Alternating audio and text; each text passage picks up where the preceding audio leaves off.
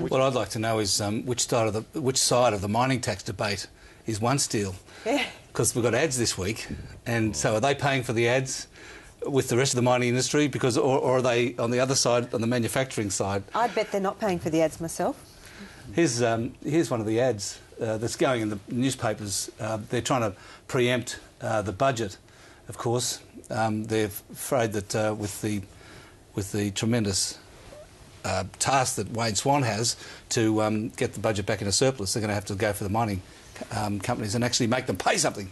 Well, confronted with the task of taking $40 billion out of the budget, Swan's going to have to go after everybody, not just the mining industry, but the mining industry is the most obvious and softest target. And so clearly the mining industry thinks that's what he's going to do.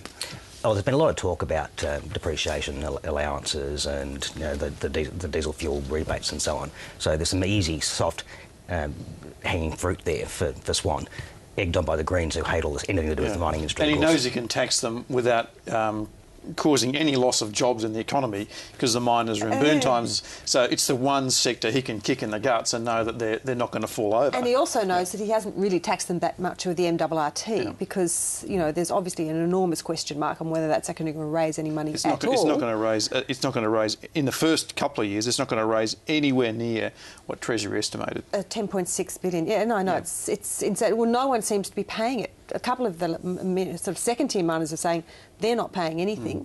And Marius Kloppers was asked exactly this during the week in Canberra, and he sort of fudged and said, "We will pay something." But are they in their profit forecasts or any analyst forecasts? Are there provisions for money coming out for that tax? No one knows how much it's going to cost them.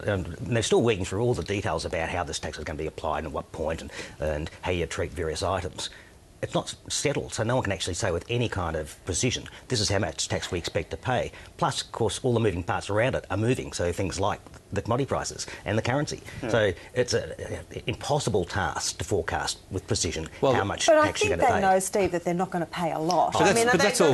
But the fact that it's how little, but this is true. But the fact that it's so uncertain is good news for the government because they can actually put in any number they like. Which is nobody why, can actually argue with them. Treasury has a huge number for it. Has budgeted has reduced that budget from the MRRT at least twice already. Yeah, and I think it highlights one of the really fundamental problems with the tax is it's a fraction of a fraction. That is, you know, that there are so many different things moving. There's a capital base at the bottom, how much money the companies are throwing into investment, and then the movements in the dollar and the movements in the commodity prices.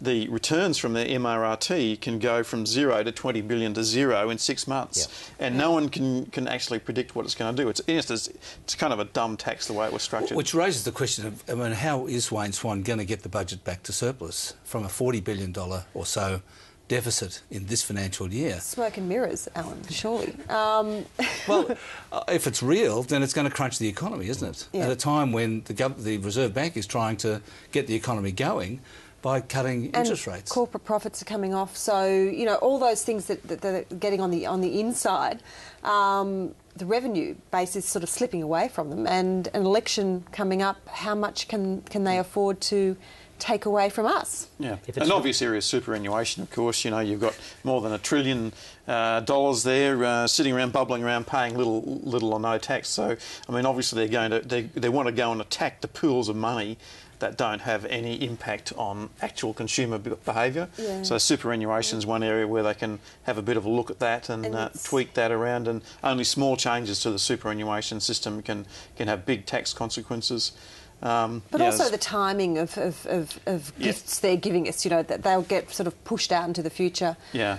Some of those former bribes will become next year bribes or the year after bribes. Or imposts will perhaps come a little sooner rather than later. But just think for a moment, if it were real, you're taking 2.5% out of the economy, out of GDP, at a time when you're reducing the carbon tax. And the carbon tax may not have a material net impact on the real economy. Certainly going to have a very negative impact on psychology of the economy. This could be a horrendously nasty little period with all this confluence of negatives hitting the economy at the same time.